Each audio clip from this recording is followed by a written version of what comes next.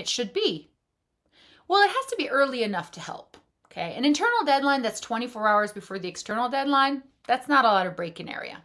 Okay, 3 business days is the absolute minimum. When I was leading teams, 5 business days, and I mean it, 5 business days, unless you only have, maybe a 14-day window or a 7-day window, in which case we can shorten it. But we want it to be early enough that it actually helps. First, it needs to help by removing the stress associated with deadlines. 2, it needs to be early enough that if there is an emergency, if something terrible happens, there's not actually going to be a last minute effort, right? Because you still have 3 days or 5 days left to fix it, whatever it may be.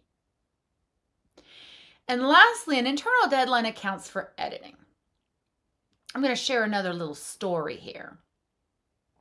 I was at the office very late one night, and we were working on a draft, and I had turned in the draft several days earlier. And then the partner in charge takes the draft and starts working on it and prints it and makes edit on the hard copy. It was a while ago.